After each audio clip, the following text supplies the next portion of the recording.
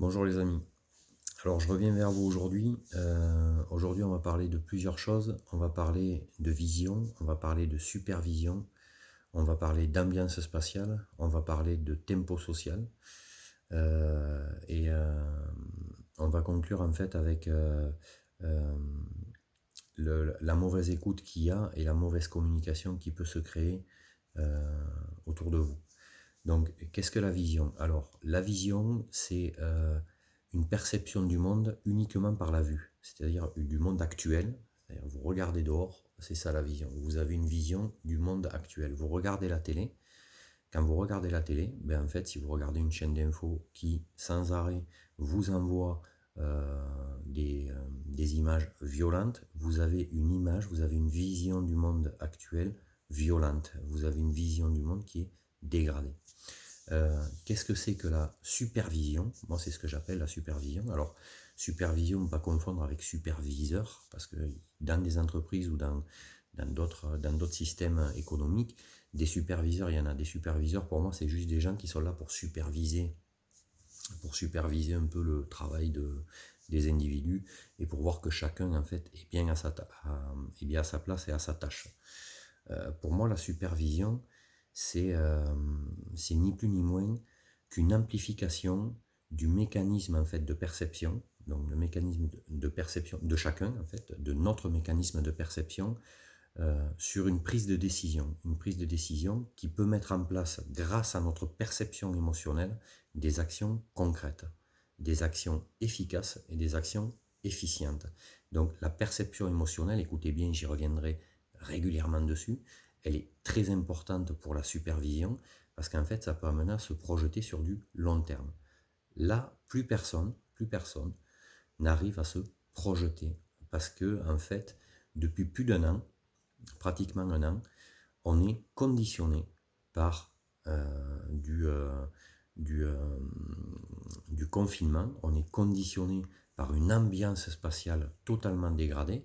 Donc l'ambiance spatiale actuelle, c'est quoi? L'ambiance spatiale qui nous entoure, c'est la crise du Covid, la crise sanitaire, et la crise économique qui est en train de se mettre en place.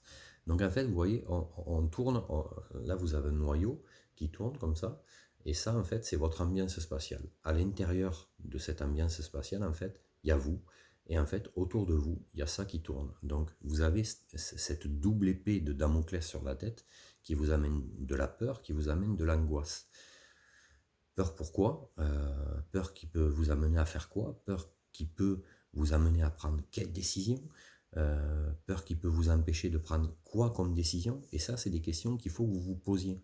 Qu'est-ce que je loupe si j'ai peur à cause de ça? Qu'est-ce que je peux louper? Qu'est-ce que j'ai déjà loupé, quoi? Voilà.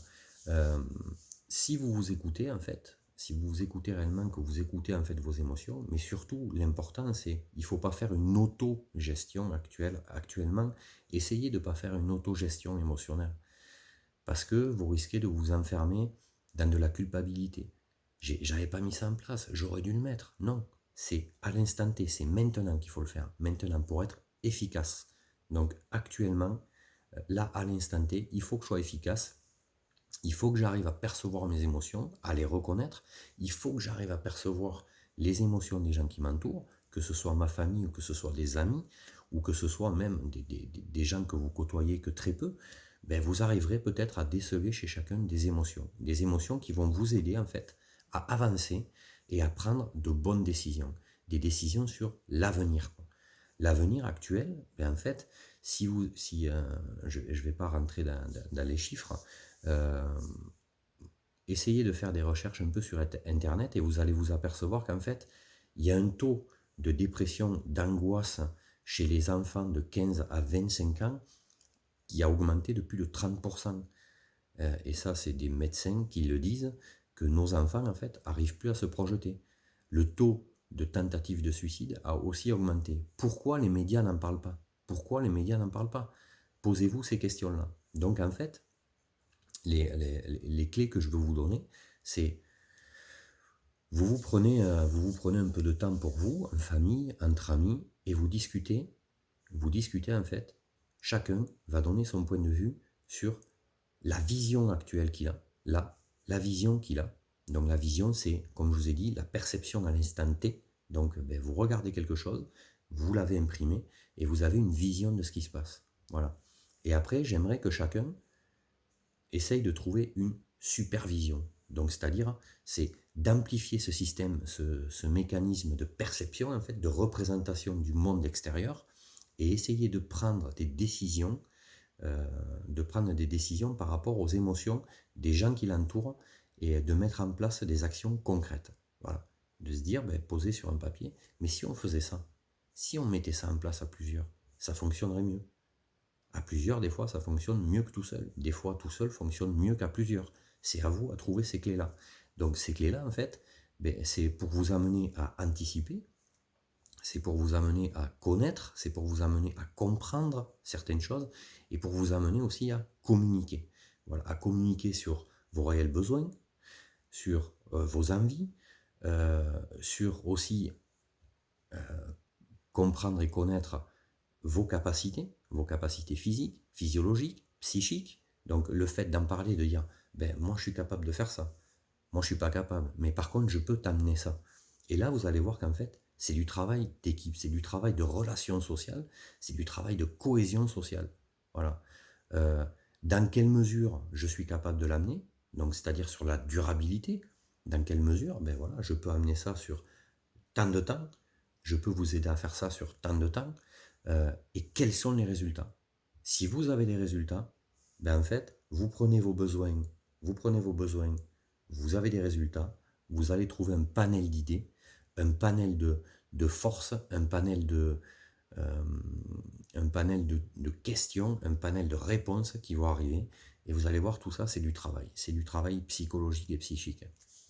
N'allez pas non plus vous fatiguer à faire ça. Faites-le en groupe, faites-le en famille, faites-le entre amis, essayez de le poser tout seul, et vous allez voir que ça fonctionne très bien. Ça fonctionne très bien. Posez-vous ces questions-là. Si je fais ça, ça va m'amener à quoi? Ça va m'amener à qui? Ça va m'amener à faire quoi? À faire ça pour qui? Pourquoi? Donc, toutes ces questions, essayez de vous les poser. Et vous allez avoir cette ambiance spatiale qui va commencer en fait à disparaître, à devenir transparente et à vous donner un peu plus d'impulsivité pour devenir de plus en plus en fait combatif et optimiste. Voilà. L'optimisme, je pense que là actuellement il est perdu. Il y a un pessimisme permanent parce que les gens disent bon, voilà, ils nous déconfinent tant, mais on sait que dans 15 jours, voilà. Mais ça, c'est les médias qui vous tiennent. C'est les médias qui vous tiennent. Vous regardez les médias vous tiennent, ils vous conditionnent. Vous êtes conditionné. Tout votre cadran, tous le cadran horaire de 24 heures qu'on avait avant les confinements, tout ça n'existe plus. Tout ça n'existe plus. Parce qu'en fait, on a été conditionné. On nous a dit, ok, pendant 24 heures, vous allez sortir qu'une heure. Une heure. Vous sortez une heure. Vous pouvez vous projeter sur une heure. Mais quand est-ce que je vais sortir? Pourquoi je vais sortir? Avec qui je vais sortir? À quel moment je vais sortir? Vous voyez? En fait, on est conditionné. Là, quand on est confiné, en fait, on nous confine pendant 15 jours. Donc, en fait, on sait que pendant 15 jours, on est confiné. Et qu'on ne pourra pas faire toutes les choses qu'on faisait autour. On sait que quand on va sortir du confinement, c'est les médias. Donc, là, en ce moment, il y a un ami qui revient régulièrement, l'ami de tout le monde, en fait. Il s'appelle De Source Sûre. Voilà. Et ça, tout le monde le sait, De Source Sûre. Et donc, en fait, ce truc-là, c'est qu'en fait, vous êtes confiné sur 15 jours. On vous donne quand même un petit peu de biscuit parce qu'on vous dit, attention, restez confiné si vous voulez sauver Noël. Donc en fait, si on loupe quelque chose, vous apercevez que les responsabilités sont toujours sur les mêmes personnes, sur le peuple. Voilà, les responsabilités sont sur le peuple. C'est pas sur les politiciens. C'est les responsabilités, c'est vous qui les portez sur les épaules. Moi, je suis pas trop d'accord avec ça. Moi, je suis responsable de moi. Je suis responsable, donc si je suis totalement responsable de moi, je suis responsable des autres. Si je fais attention à moi, je fais attention aux autres. Les responsabilités sont partagées. Et là, je trouve que les responsabilités sont vite amenées sur les personnes, en fait, sur qui on doit se poser le plus, quoi. Pardon. Donc, je me suis un peu égaré. Donc, en fait, je reviens sur ce que je disais. Donc posez-vous en fait, et faites preuve d'idée, faites preuve d'ingéniosité, et vous allez avoir une, une supervision à très long terme. À très long terme. Si j'écoute mon enfant, voilà, je vais pas dire, si mon enfant me dit j'aimerais faire ça, j'en ai besoin, j'aimerais faire ça, j'en ai envie, faites comprendre aux enfants la différence déjà entre les besoins et les envies. Parce que ça se perd. Ça se perd. C'est très important ce que je dis. Faites faire la différence même à d'autres personnes sur les besoins et les envies. Les gens qui arriveront à faire cette différence, déjà, auront une perception du monde totalement différente. Totalement différente, pardon. Je vais pas m'étendre plus que ça. Je repasse encore un tout petit message qui me tient à cœur. C'est en septembre 2019, j'avais envoyé dans plusieurs entreprises.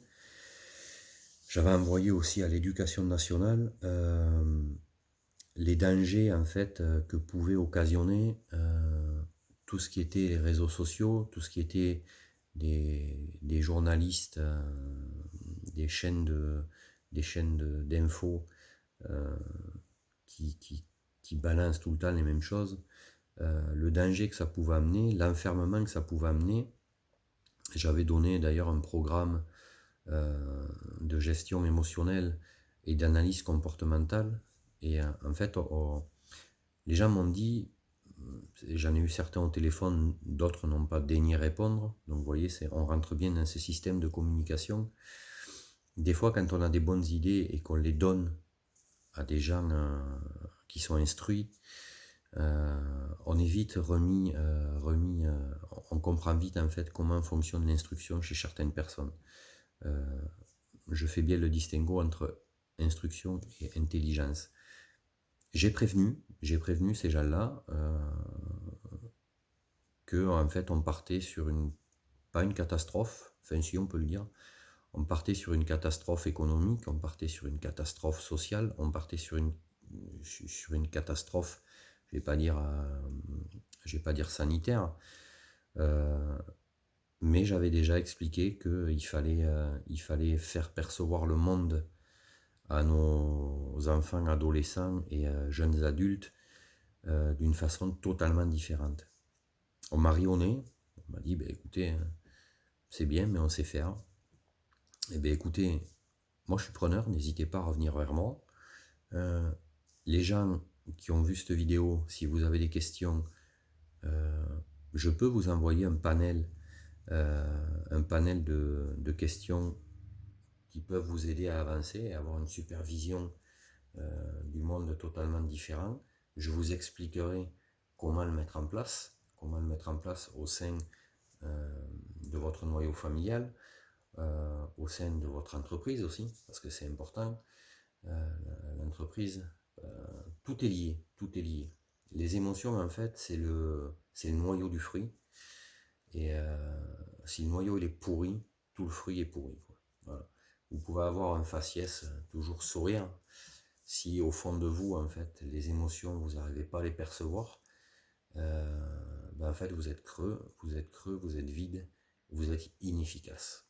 Inefficace. Voilà. N'hésitez pas à m'envoyer des messages en privé si vous avez des questions. J'y répondrai dans la mesure de mes capacités. Je sortirai pas de mes sentiers battus parce que je ne vais pas vous inventer des bêtises. Si j'arrive à y répondre, j'y répondrai.